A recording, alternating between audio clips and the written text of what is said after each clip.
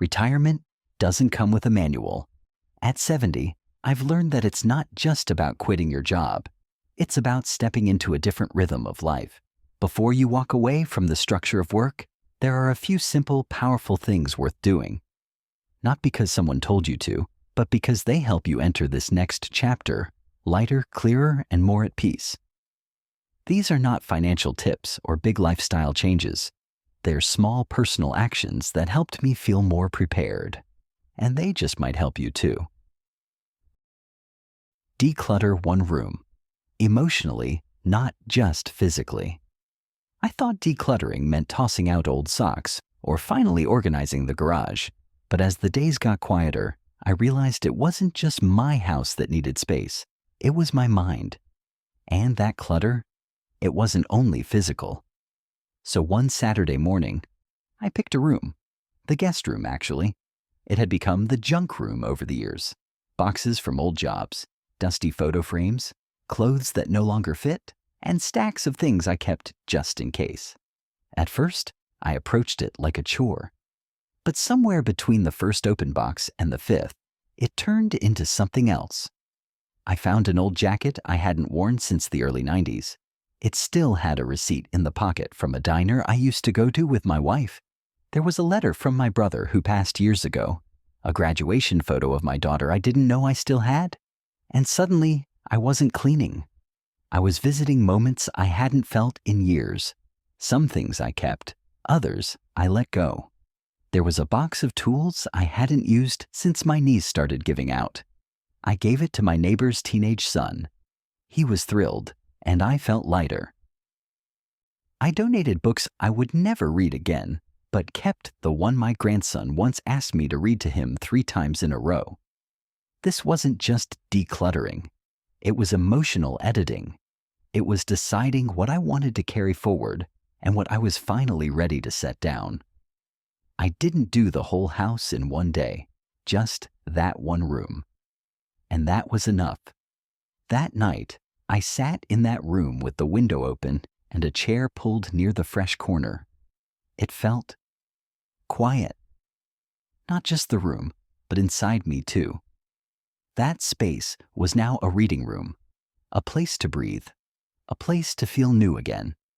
If you're nearing retirement or already in it, don't underestimate what a single room can teach you. Don't declutter because it's trendy. Do it because your next chapter deserves space to begin. 2. Walk the neighborhood. You want to grow old in. There's something about walking that reveals truths no real estate listing ever could. After I left work, I suddenly had all this time and not enough purpose. So I started walking more. At first, it was just for health. But then I began walking the blocks around my neighborhood with new eyes. Not as someone who was coming home from work, but as someone who was going to be home all the time. And that shift changed everything. I began to notice things I hadn't seen in years. The way the light hit a certain tree at 5 p.m., the neighbor who always waved, but never talked, the empty house down the road with a for sale sign that had been there too long. I asked myself, if this is where I spend the next 20 years, do I feel connected? Do I feel safe? Seen? Cared for? One day I took a drive and walked a few different neighborhoods nearby, just to explore. Some felt too quiet, others too busy. But one, just 20 minutes away, had a small park, a bench under a big oak tree, a tiny corner store, and people who nodded when I passed by. I didn't move there right away, but I kept going back. 6 months later, I did. We often pick where we live for work, for schools, for convenience. Retirement is the first time you get to choose based on how you want to feel. So walk it, smell it. Sit down on a bench and ask, can I picture myself sitting here in 10 years? Because you're not just picking a house, you're choosing your community, your daily view, your rhythm. The place you'll have your morning coffee, your evening walks, maybe your final years. And if you love where you are already, walk it anyway. Walk it slowly. Let it reintroduce itself to you.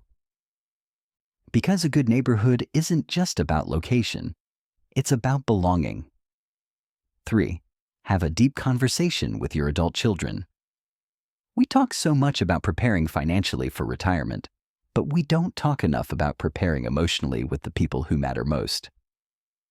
When I finally sat down with my daughter and son, really sat down, not just over dinner or in passing, I realized how much we'd never actually said to each other.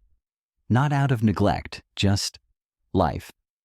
Work, time, busy schedules. And I had assumed they understood what I hoped for them, what I wanted them to remember about me. But they didn't. Not fully. So I started a different kind of conversation. It wasn't about my will. It wasn't about who gets what. It was about legacy, but not the financial kind. I told them stories I never thought were important. How I met their mother. The time I lost my first job. The time I almost moved away but stayed because of them. I talked about what I feared in retirement, not dying, but becoming invisible. I told them I hoped they'd still see me, still ask for advice, still check in, not just to help me, but to include me. And then I listened. My daughter told me she sometimes felt like she had to act strong around me, like she couldn't share her own fears of me getting older. My son said he wished we had talked more about emotions when he was young. We cried a little. We laughed a lot. After that, things changed. They didn't become different people, but the space between us felt warmer, more honest. They stopped asking, "Do you need anything?" and started saying, "Want to come with us?" They started sending photos not just of their kids, but of their lives. We became family again, not just relatives. If you're heading into retirement, take the time to say what matters, not just to clear the air, but to open it. Your children might be grown, but they still need your voice, your love, your presence. And whether they say it or not, they probably want the same from you. 4. Take yourself on a solo day trip. There's a kind of silence that only comes when you're alone with yourself, away from home, with no one expecting anything from you. I didn't know how much I needed that until I took a solo trip one crisp October morning. Just me, a thermos of coffee, and a full tank of gas. I didn't plan anything fancy. No hotel, no suitcase.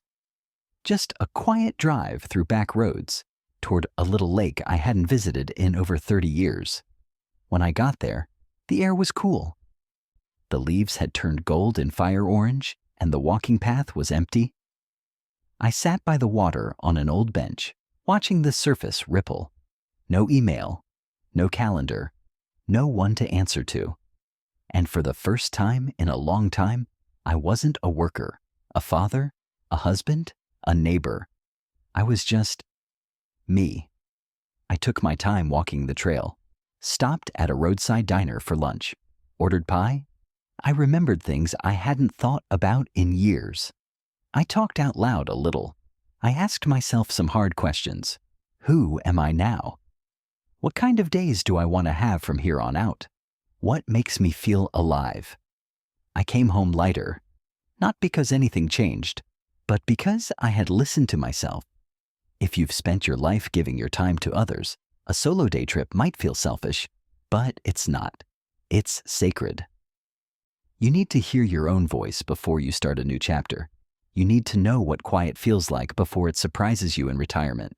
Don't overthink it. Pick a place you loved once, or one you've always meant to visit. No plans, no pressure. Just get in the car or on a train and go see what the world looks like through your own eyes. Not through work, not through responsibility, just presence. Because before you retire from the world, you owe it to yourself to see it again, alone as you are now. 5. Write down your daily medications and where to find them. I used to carry everything in my head, numbers, appointments, medications, but now, well, let's just say the memory isn't quite what it used to be. And I learned that the hard way, one morning when I had a dizzy spell and my daughter came rushing over, asking what medications I'd taken that day. I couldn't remember. Not exactly. I pointed to a drawer, a cabinet, a basket. It's in there somewhere, I said. But to her, that wasn't good enough. And honestly, it wasn't good enough for me either. That afternoon, we sat down and made a list. Every prescription I take, every over-the-counter vitamin or supplement, the dosage, the time of day, the purpose, and where each one is stored. I printed 2 copies, one on the fridge and one in a folder marked Health Info in my desk drawer. You'd be amazed how much peace that gave me. Now, if something happens, anyone helping me can find what they need. And when I go to the doctor, I don't have to guess. I bring the list. I feel in control, not confused. It may sound small, but it's not. As we get older, managing our health becomes a daily task. But that doesn't mean it has to be complicated. Clarity is a kindness, not just to ourselves, but to those who care for us. So, write it down. Even if you're sharp, even if you think you'll remember, because someday you might not. And having it ready might save more than time. It might save your life. And when you're done with the medications list, go ahead and label where things are. The first aid kit, the blood pressure cuff, the heating pad. If someone ever has to step in, they won't be scrambling. They'll know. You're not just preparing for an emergency, you're preparing for peace. 6. Make a list of people to call, not just an emergency. After I stopped working, I thought I'd have more time for people, but somehow the days slipped by. I'd go a week without talking to anyone beyond a cashier or a neighbor waving from the porch. I wasn't lonely exactly, but I was disconnected. One afternoon, I found an old address book in a drawer, names I hadn't spoken to in years, friends from college, my old fishing buddy, a cousin I used to call every Christmas. Some names were already crossed out, gone now. That hit me hard. So I sat down, made a fresh list, not just for emergencies, but for connection. People I actually enjoy talking to. People who knew me when I was younger. People I've lost touch with, but still care about. Then I did something even simpler. I picked one name a week, one call. No big speech, no awkward apology. Just hey, I was thinking about you. How are you? Most of them were surprised. Some of them cried. A few just chuckled and said, well, it's about time. Now I keep that list near the phone. I call it my lifeline, not because it's for crisis, but because it keeps my life connected. Retirement can be quiet, and quiet can be peaceful, but it can also become isolation if we're not careful. You don't need dozens of friends. You need a handful of people who remember your laugh, your stories, your heart. Make the list. Keep it close. Use it. And if no one's called you in a while, don't take it personally. We're all just doing our best. Be the one to reach out. A 5-minute call can bring back 20 years of warmth. 7. Plan one new habit you've never had time for. I spent over 40 years waking up to an alarm clock, putting on the same pair of worn shoes, and driving the same road to the same job. It wasn't a bad life. I was grateful for the routine, the paycheck, the sense of responsibility. But in all that time, I kept a quiet little list in the back of my mind. A list of things I told myself I'd do one day. Learn to paint, read history books, the kind without deadlines, grow tomatoes, play the guitar, swim again, write letters, real ones, with stamps. But one day has a way of disappearing behind all the busyness. When you're working full-time, raising kids, paying bills, your dreams become maybe next year. Then maybe when things calm down. Then forgotten. When I finally retired, I didn't hear applause or feel any grand transformation. I just had an open calendar. No morning traffic. No phone calls waiting. No one needing me at 8 a.m. The silence was strange, and for a while, I didn't know what to do with it. At first, I filled the hours with TV, chores, puzzles, coffee refills. But something felt missing. I wasn't unhappy. I just wasn't alive. And that scared me more than aging ever did. Then one Saturday, I stopped at a neighborhood yard sale. I wasn't looking for anything. But in the corner of the driveway stood an old wooden easel. A little dusty, a few dried paint stains still on the frame, and for some reason, it stopped me in my tracks. I stared at it like it was calling me back to something I forgot. I didn't even paint. Not since grade school. But I bought that easel for $10, went to the store, bought a cheap beginner paint set, and some canvas boards. The cashier asked me if I was buying it for my grandchild. I said, "No, ma'am, it's for me." That night, I painted my backyard. It was messy, unbalanced. The colors bled into each other, but I felt more joy in that 1 hour than I had in months. Since then, I paint once or twice a week. I'm still not very good, but I don't care, because it's not about the results. It's about having something that's mine, something I wake up looking forward to, something that makes time feel like a gift, not a void. That little act, buying an easel, changed the shape of my days. It gave me a habit that nourishes, not depletes. Here's the thing no one tells you about retirement. Time isn't the gift. Energy is. And the only way to keep your energy alive is to use it on something that brings you purpose. It doesn't have to be painting. Maybe it's a morning walk 3 times a week. Maybe it's a cooking class. Maybe it's learning Spanish, or picking up the banjo, or reading every Steinbeck novel ever written. It can be small, quiet, simple, but make it something you've never made time for before. Something that doesn't serve anyone else. Just you. Because this chapter of life, it's not about checking boxes. It's about rediscovering parts of yourself you left behind to survive all the chapters before. And if you're scared to start because you think you'll be bad at it, good. That's the point. You get to be a beginner again. You get to laugh at your own mistakes. You get to learn without pressure, fail without shame, and grow without needing permission. That's the kind of freedom I wish I'd understood sooner. So before you retire, or even if you already have, ask yourself one question.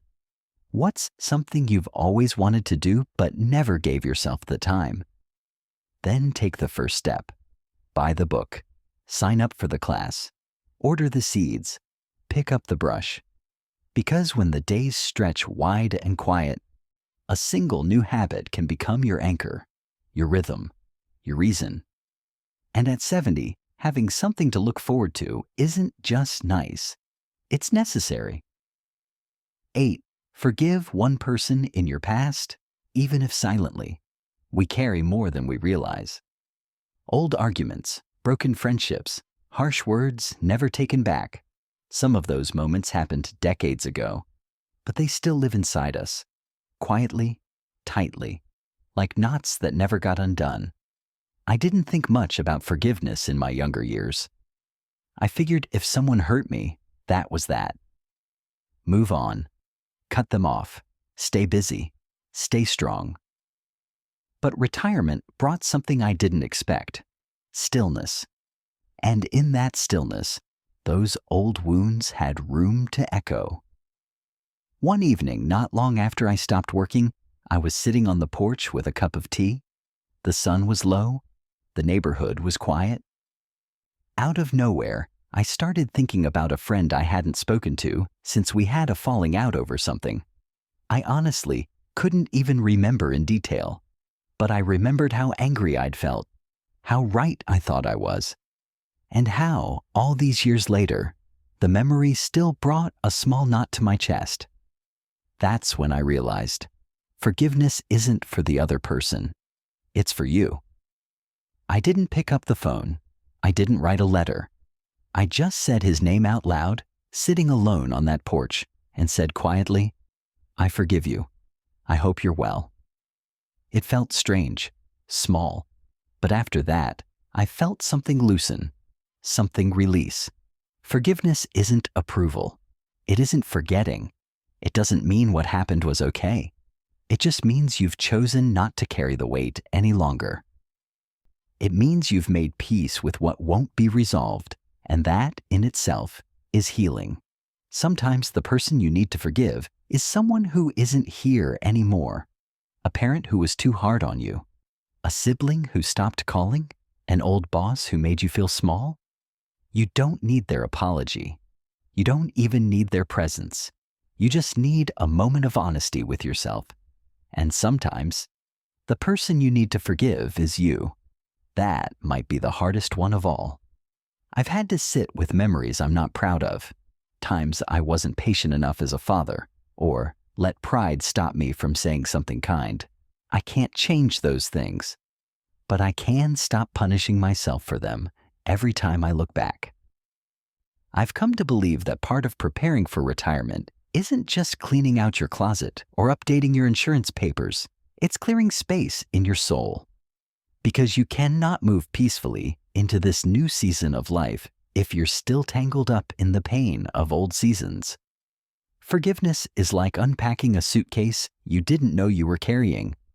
And when it's done, you stand up straighter, you breathe easier, you walk lighter. If you're approaching retirement or already in it, give yourself the gift of letting go. Choose one name, one memory, one moment you're still holding. You don't need to announce it. You don't even need a response. Just open your heart long enough to say, I release you. I release me. That small whisper can echo into the rest of your life. And at 70, peace is worth far more than pride. A mindset shift at 70. When I was younger, I thought retirement was the finish line, a point you crawl toward after years of hard work. You cross it, get a handshake, maybe a cake, and then fade quietly into the background. But now I know that's not true. Retirement is not an ending. It's a choice, a chance to finally start living by your values, your rhythm, your terms. But that kind of life doesn't just happen because your job ends.